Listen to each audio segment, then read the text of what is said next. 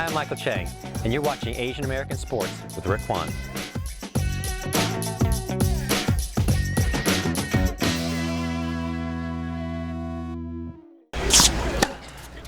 At age 37, Michael Chang is no longer just playing singles. In October of 2008, he married former Stanford tennis star Amber Liu. It's been wonderful. Amber is a great wife, and we have so many things in common, and it's just been it's so much fun to be able to do a lot of things together. Obviously, we have the tennis aspect in common, but just in a lot of our mentalities and our approaches to life, and the way that we see the future going, and it's nice to be on the same page with one another. With 34 career titles and a #2 world ranking, Chang was the most successful Asian American male in tennis history. It was a true family effort. His father Joe introduced Michael to the sport, his mother Betty traveled with him when he first turned pro at age 15, and his older brother Carl was his coach and helped bring out his competitive spirit. For me, my goal really was to beat my older brother, so I didn't really care about anything else. Just if I can beat Carl, it was a good day. But when you're a younger brother and when you're used to playing against guys that were bigger and you had to come out and fight. There was just no way that you could get out there and expect to compete and expect to win without a desire or passion to go out there and play your best and believe that you could win matches. His most famous match came during the 1989 French Open, when he overcame a bad case of cramps to stun the world's #1 player, Ivan Lendl. 7 days later, Michael made tennis history by beating Stefan Edberg in the final. At age 17, he became the youngest male winner of a Grand Slam singles title.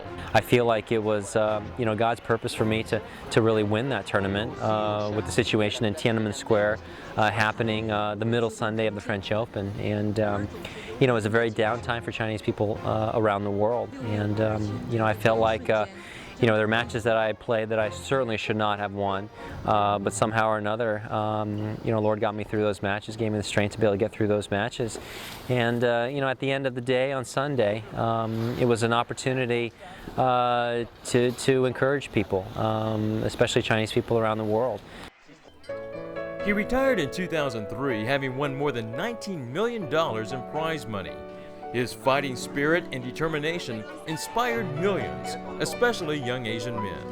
I'll get young kids and they'll say, well, we've been told we're too small, or we've been told that we're not big enough or strong enough. And I say, well, you're talking to the wrong person, because, I'm probably one of the smaller guys out there on tour. I've had people tell me, you can't do this and you can't do that. If you want to believe it, that's your prerogative, so be it. But I'm not going to complain, about the stature that I've been given. And just because, person A over here says that I can't do it, I'm not going to be convinced in my mind that I can't do it. But no matter really what you do, you will always have people oppose you. There's no question about that. Sometimes you will get very significant people oppose you. But I think there's a very true saying in the Bible. It says, as a man thinks in his heart, so is he. If you feel like you can't accomplish something, you won't. If you believe that you can, that's your first step, really heading in the right direction to accomplishing that. And I think a lot of young, Asian American kids, a lot of young Asians need to be able to understand that. A devout Christian, he now spends much of his time witnessing through his Chang Family Foundation. He says some Christian athletes feel conflicted. And they feel like because they're a Christian, they can't be as competitive because maybe they're not supposed to beat their opponent as bad or what, which is, I find kind of strange, because, for me, one of the best ways in which I'm able to gain a person's respect, certainly out on the ATP Tour, is by beating them. If you're out there and you give 80% because you don't want the guy to feel bad for losing 6-0 or something like that, you will not gain that person's respect. Sometimes it needs to be done the hard way. They respect you for your effort. They respect you for your hard work. They respect you for your humility when you win, which is very, very important. And they respect you when you're a gracious loser. All of those things need to go hand in hand.